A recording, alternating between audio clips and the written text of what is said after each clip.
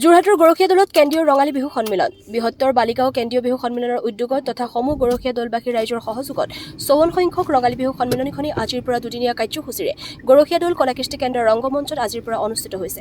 আজি প্ৰথম দিনৰ কাৰ্যসূচী অনুসৰি পুৱাই পতাকা উত্তোলন কৰে কেন্দ্ৰীয় সমিতিৰ সভাপতি নীৰেণ ভট্টাচাৰ্যই। ইয়াৰ পাছতে স্মৃতি তৰ্পণ কৰে ক্ষীৰেশ্বৰ দত্তই।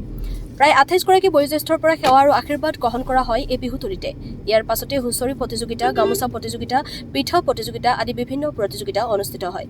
নিশালৈ সাংস্কৃতিক অনুষ্ঠান উদ্বোধন কৰিব যোৰহাট জিলাৰ সাংস্কৃতিক মহাসভাৰ সভাপতি যোগেন চন্দ্ৰ নেওগে। স্থানীয় শিল্পীৰ গীতৰ অনুষ্ঠান অনুষ্ঠিত হ'ব আৰু কালিলৈ দিনৰ ভাগত বিভিন্ন প্ৰতিযোগিতাৰ শেষত নিশালৈ সাংস্কৃতিক অনুষ্ঠানত গীত পৰিৱেশন কৰিব জনপ্ৰিয় কণ্ঠশিল্পী অভিনন্দন দিহিঙীয়াই।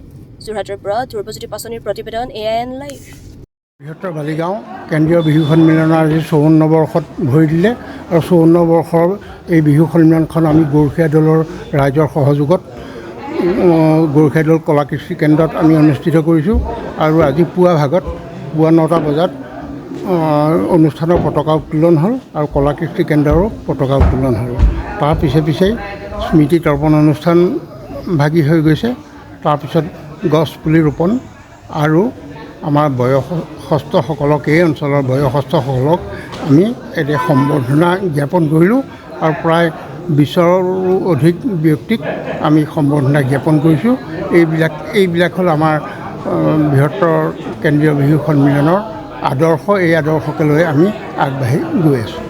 নিশালৈ কি অনুষ্ঠান আছে? আজি এতিয়া অলপমান পিছতে প্ৰতিযোগিতা আৰম্ভ হ'ব। বিহুৱতী প্ৰতিযোগিতাকে আৰম্ভ কৰি আজি দিনটো প্ৰতিযোগিতা আৰম্ভ হ'ব আৰু গধূলিলৈ আমাৰ এখন মুখপত্ৰ উন্মোচন হ'ব।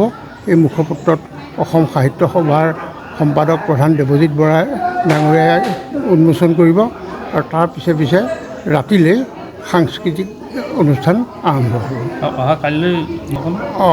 কাইলৈ নিশাৰ মুখ্য আকৰ্ষণ হৈছে অভিনন্দন দিহিঙীয়াৰ গীতৰ শৰাই আৰু আমি আশাবাদী যে অভিনন্দন দিহিঙীয়াই আমাৰ বালিগাঁওবাসীক কালিলৈ মোহিত কৰিব।